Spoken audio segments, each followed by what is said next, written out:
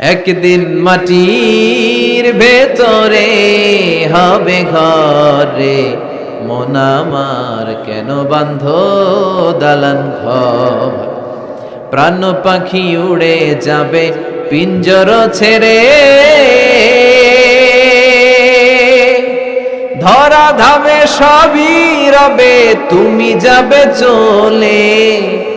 বন্ধু বান্ধব যত মাতা পিতা দ্বারা সুত সবই হবে তোমার পরে, মন আমার কেন বাঁধ দালান ঘর।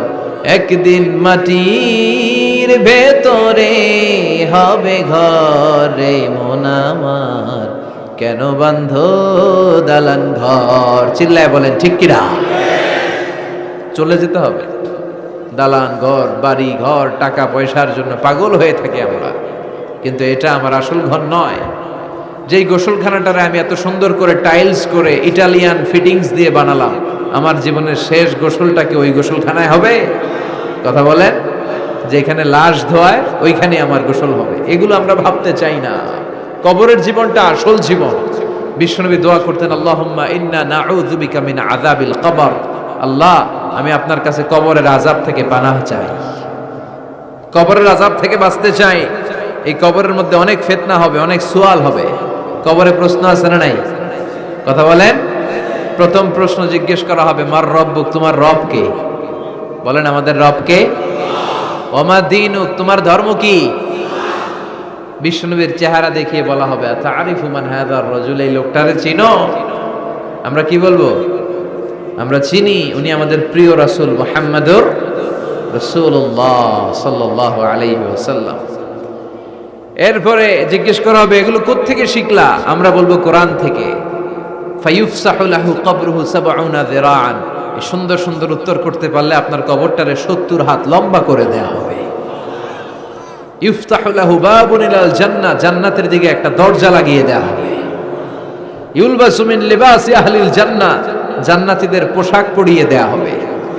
জান্নাতের পোশাক কেমন হবে জানেন? রেশমের পোশাক। ওয়া লিবাসুহুম ফিহা হারির, the dress will be in Jannah with fine green silk with the gold embroidery. জান্নাতে যারা থাকবে তাদের পোশাক হবে পাতলা সবুজ রঙের রেশমের কাপড়ের পোশাক, যেটার মধ্যে গোল্ডের, স্বর্ণের ডিজাইন করা, এমব্রয়ডারি করা থাকবে। ওই পোশাক পরিয়ে দেওয়া হবে। আর বলা হবে নাম কান্নাউমিল আরুস, বাসর রাতে জামাই যেমনি আনন্দে ঘুমায় তুমিও ঘুমাও। দুনিয়াতে অনেক কষ্ট সহ্য করছো, দুনিয়াতে পুলিশের দৌড়ানি, র্যাবের দৌড়ানি, আছে না নাই? ইসলামের পক্ষে যারা কথা বলে নিজ এলাকায় পরবাসী, আছে না নাই? আহা, মামলা হামলা, ঝক্কি ঝামেলা ঝুঁকি একটার পর একটা, তার পিছু ছাড়ে না। সে ঘুমাইতেও পারে নাই। চিল্লায় বলেন ঠিক কিনা? আনন্দের ঘুম আমরা সেদিন দেব ইনশাআল্লাহ। ঘুমেন না? নাম কানাউমিল আরুস, বাসর রাতে বর যেমনি কনেকে নিয়ে ঘুমায় ঘুমাও। দুনিয়াতে ঘুমাইতে পারো নাই, দুনিয়াতে খালি দৌড়াইছো। কি করছো? দৌড়ানির উপরে ছিল। আজকে দৌড়ানি নাই, আজকে দৌড়ানি হবে ওই দলের। কথা কন। যারা ইসলামের পক্ষে ছিল না, আজীবন ইসলামরে বাঁশ দিয়েছে, আজকে ওদেরকে বাঁশ দেওয়ার পালা। সেদিন হিসেব উল্টে যাবে। কথা বলেন। এবার ওদেরকে প্রশ্ন করা হবে, তুই ক মার রব্বুক? কয় আমি জানি না। কি জানোস? কয় কিছুই জানি না। কি যে জানি না ওইটাও জানি না। দ্বিতীয় প্রশ্ন, ওয়ামা দীনুক, তোর ধর্মের নাম কি? কয় জানি না। ফেরেশতারা কয় আর প্রশ্ন বাকি একটা, তারপরে আঙ্গ খেলা শুরু। ওমান হাযার রাজুল, do you know this person? দেখো তো এই লোকটারে চিনা চিনা লাগে কিনা। কয় না, চিনি না, আমি কিচ্ছু জানি না, আমি কিচ্ছু মনে করতে পারছি না। খালি আমি মদ খাইতাম আর চিয়ার্স করতাম, এটা মনে আছে। আমি ইসলামের বিরুদ্ধে দৌড়াতাম, ইসলামের পক্ষের শক্তির উপর হামলা চালাতাম, এগুলো মনে আছে। কোরআনের বিরুদ্ধে ছিলাম, ইসলামের বিরুদ্ধে ছিলাম, বিশ্বনবীর বিরুদ্ধে ছিলাম। বিশ্বনবীর বিরুদ্ধে আমি বিষোদাগার করতাম, ইসলামের বিরুদ্ধে আমি জনপ্রচারণা চালাতাম। আজীবন আমার জীবনটারে আমি কাটিয়েছি ইসলামের বিপক্ষে। সুদ, ঘুষ, দুর্নীতি, যৌতুক, মদ ছিল আমার নিত্য সঙ্গী।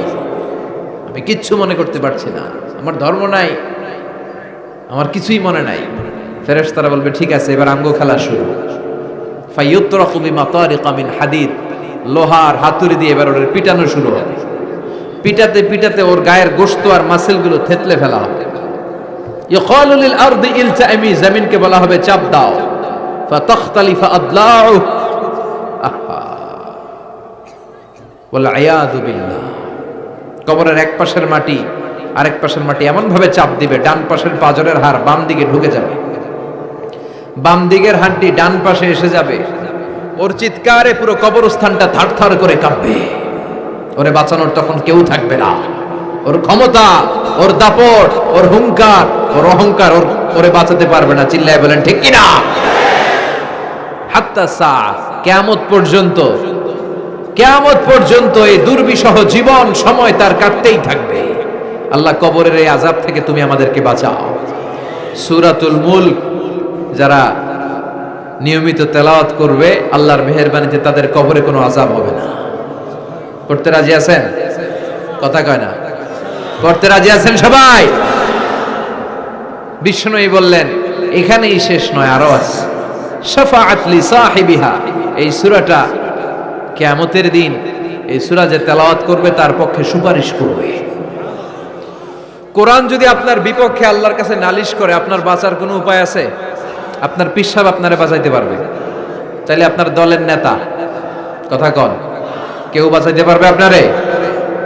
কোরআন যেমনি আপনার বিরুদ্ধে দাঁড়ালে আপনারে বাঁচাতে পারবে না, কোরআন তেমনি আপনার পক্ষে দাঁড়ালে আল্লাহ আপনারে ফেলে দিতে পারবে না। কোরআন আপনার পক্ষে থাকলে আল্লাহ আপনাকে দয়া করবেনই। বিশ্বনবী বলেছেন ইকরাউল কুরআন ফাইন্নাহু ইয়াতি ইয়াউমাল কিয়ামাতি শাফিআন লিআসহাবি। কোরআন তেলাওয়াত করো, কেননা কোরআনের তেলাওয়াত এটা কিয়ামতের দিন তোমার জন্য সুপারিশ হয়ে দাঁড়াবে। এজন্য বিশ্বনবী বললেন যে ব্যক্তি সূরাতুল মুলক নিয়মিত তেলাওয়াত করবে, এই সূরাটা কিয়ামতের দিন ওই তেলাওয়াতকারীর জন্য আল্লাহর কাছে সুপারিশ করবে। এখানেই শেষ নয়, বিশ্বনবী বললেন খাসামাত আন সাহিবিহা, এই সূরা যে তেলাওয়াত করবে তার পক্ষে আল্লাহর সাথে এই সূরাটা দাঁড়িয়ে তার পক্ষ নিয়ে আল্লাহর সাথে তর্ক করবে, ঝগড়া করবে। আল্লাহ তুমি ওরে জান্নাত দিবা না কেন? ওরে মাফ করবা না কেন? তুমি না গফুর, তুমি না গফফার, তুমি না রহিম, তুমি না রহমান, তুমি মাফ করে দাও। ও মিয়া, সুপারিশ করতেছে কে? সূরাতুল মুলক। সুবহানাল্লাহ কইবেন না? কতক্ষণ এই তর্ক আল্লাহর সাথে সে চালাবে? হাত্তা আদখালাহুল্লাহুল জান্নাহ, যতক্ষণ না আল্লাহ তার জান্নাতে না ঢুকায়। এখানেই শেষ নয়, বিশ্বনবী বললেন মান কারাআ বিহা ফি লাইলাতিন ফাকাদ আকসারা ওয়া আতাবা, রাত্রি বেলায় যে এই সূরাটা তেলাওয়াত করবে ওই পুরো রাতটাকে বরকতময় করে দিবে কে? এজন্য বিশ্বনবী বলেন আমি চাই আমার সব উম্মত এই সূরাটা মুখস্থ করে নেক। আমার চাই আমার ছোট বড় আবাল বৃদ্ধ বনিতা সব উম্মতের হৃদয়ের মধ্যে এই সূরাটা গাঁথা থাক, মুখস্থ থাক, হিফজ করা থাক। আমরা বিশ্বনবীর উম্মত না? কথা কন। নবীর এই আশাটা আমাদের পালন করার দরকার আছে না নাই? আমরা কি পারি না এই সূরাটা মুখস্থ করে রাখতে? মাত্র 30 আয়াত, প্রতি মাসে কয়দিন? প্রতিদিন এক আয়াত করে মুখস্থ করলে লাগে কয়দিন? প্রতিদিন এক আয়াত করে মুখস্থ করলে 30 দিনে এই সূরা মুখস্থ করতে রাজি আছেন? সবাই রাজি আছেন তো? মনে থাকবে? নেক্সট টাইমে নেক্সট ইয়ারে আসলে জিজ্ঞেস করবো যে সূরা মুলক মুখস্থ হয়েছে কিনা। হ্যাঁ, মনে থাকবে তো? আল্লাহ তুমি তৌফিক দাও। এই সূরাটা পড়লে আল্লাহ আপনার দৃষ্টি শক্তিকে খুলে দিবে। আপনার চোখের সামনে কোনো পর্দা থাকলে পর্দাটা সরে যাবে। আপনি আল্লাহর মাহাত্ম্য বুঝতে পারবেন, আপনি আল্লাহরে চিনতে পারবেন, আপনি আল্লাহর অস্তিত্ব টের পাবেন। সুবহানাল্লাহ পড়েন। অনেকেই বলে যেটা দেখি না তা মানি না।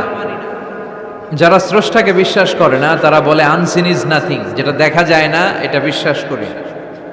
নাস্তিক্যবাদের ছড়াছড়ি আছে না নাই? বাগেরহাটে কোনো নাস্তিক নাই মনে হয়, কথা কন। আছে আছে আছে। এত দাড়ি টুপি এগুলার ভিতরে ঢুকে কেমনে? ওগুলা পিছনে পিছনে থাকে, এগুলা আজীবন পিছনে পিছনে থাকবে। কথা বলেন।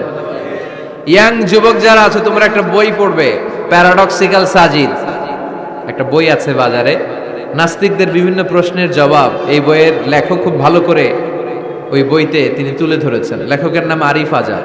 এটা পড়লে শিক্ষিত যারা, তাদের মনের মধ্যে এই ঘুরপাক করা প্রশ্নগুলোর উত্তর তারা পেয়ে যাবে। বইয়ের নাম প্যারাডক্সিক্যাল সাজিদ, আরিফ আজাদের লেখা। তো তার পাশাপাশি এই সূরাটা পড়লেও আমরা জানতে পারবো, কারণ এই সূরাটা হচ্ছে this Surah is an I opener for us all. আমাদের সবার চোখ খুলে দিবে এই সূরাটা, আমাদের ঘুমন্ত বিবেককে জাগিয়ে তুলবে এই সূরাটা। যারা বলে যে স্রষ্টাকে দেখা যায় না, তাদের জন্য এই সূরাটা একটা মেডিসিন। আল্লাহ কেমন যেন এই সূরায় বলতে চায়, ওপেন ইউর আই, তুমি তোমার চোখ খোলো না একটু, you must find your god, তুমি তোমার আল্লাহরে খুঁজে পাবা।